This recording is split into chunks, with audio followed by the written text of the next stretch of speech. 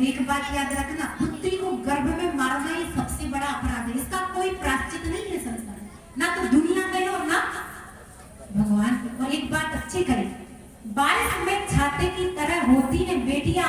माँ बाप यदि दुखी हो तो रोती है बेटियां, और टूटे हुए खिलौनों से खेला करती हैं, पर कहती नहीं है इसीलिए क्यों? क्योंकि लक्ष्मी की स्वरूपा होती है बेटियां। बेटा भले ही आने में देर कर दे, पर बेटी तुरंत आ जाए। यदि माँ फोन कर दे ना, बिटिया आज मेरी तबीयत खराब है, तो सारा काम छोड़ करके माँ को देखो, बेटा देखते ही कल समय मिलेगा तो। अब हो सकता है कि कल तक, जब तक उनको समय मिला तब तक। तो बेटी को बोझ नहीं समझना चाहिए, बेटियां बोझ नहीं होती। बस वही बात है कि संसार ऐसे दीजिए जिससे कि वो संसार में जिए ना तो सिर उठा करके जी सके। बस संस्कार का ध्यान रखिए।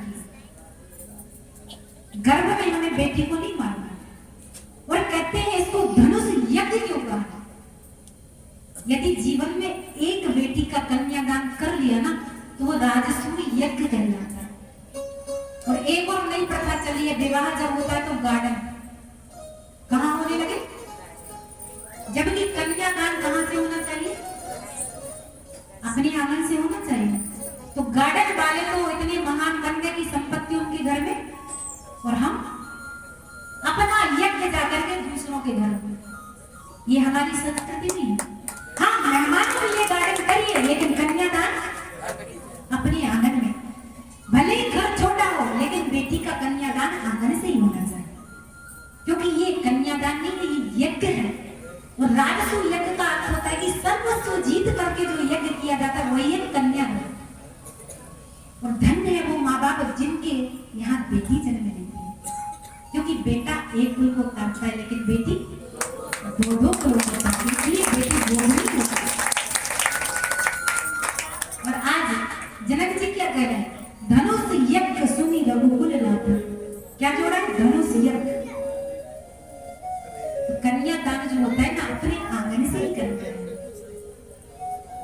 मेहमानों के लिए आप अच्छी व्यवस्था, जो आप चाहे, एक नहीं दो गार्डन कर लीजिए, लेकिन बेटी का कन्यादान अपने आंगन से कीजिए, अपने हाथों से कीजिए। और यदि हमारे भाग्य के अनुसार बेटी हमारे घर में नहीं हुई, तो फिर यदि अवसर मिले तो किसी गरीब की कन्या का एक बार कन्यादान जरूर मिले। हमें भगवान ने सामर्थ्यवान बनाया है, तो जो धन से कमजोर है उनकी कन्याओं का कन्यादान लेकर हम यज्ञ कर सकते हैं। अब वो समय आया, माता जानकी जी कहाँ जा रही है? माँ गौरी पूजन के लिए। राजाओं की यहाँ प्रथा होती थी, विवाह से पूर्व कन्याएं कहाँ जाती थी? गौरी पूजन के लिए। और अब कहाँ जा रही है? जैसे हमने बताया था। और यहाँ तो एक दिन पहले गौरी पूजन के लिए गई थी, और ब्यूटी पार्लर। और दूसरी चीज, शास्त्र के अनुसार कभी भी किसी के पहने हुए वस्त्रों को, और हम क्या कर रहे हैं? पार्लर वाली का लहंगा, ना जाने कितने लोगों ने पहना होगा, किसको क्या रोग होगा, परफ्यूम चीज दिया हुआ। वाह, यही लहंगा सही है। भले ही कम दाम का हो चलेगा, लेकिन किसी का पहना हुआ नहीं होना चाहिए, क्योंकि वस्त्र सदैव हमें अपने धारण करना चाहिए, दूसरे के पहने हुए नहीं। तो कुछ चीजें ऐसी होती है जो हमें सुधारना बहुत जरूरी है। माँ जानकी सखियों के साथ माँ गौरी के पूजन के लिए जा रही। माँ जानकी तो माँ गौरी का पूजन कर रही, लेकिन एक ऐसी सखी थी,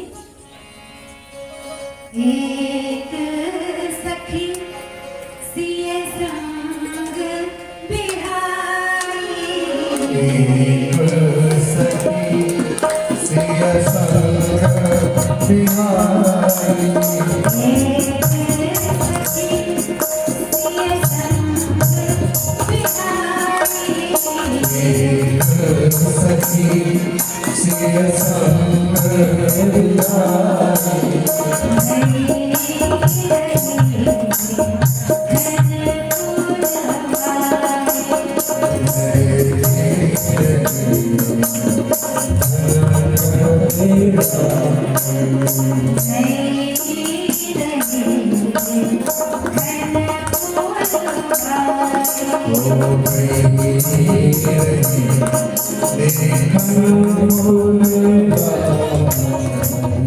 बाकी जो सखियां थी वो तो माँ के साथ, लेकिन एक सखी माँ जानकी जी का साथ छोड़ कर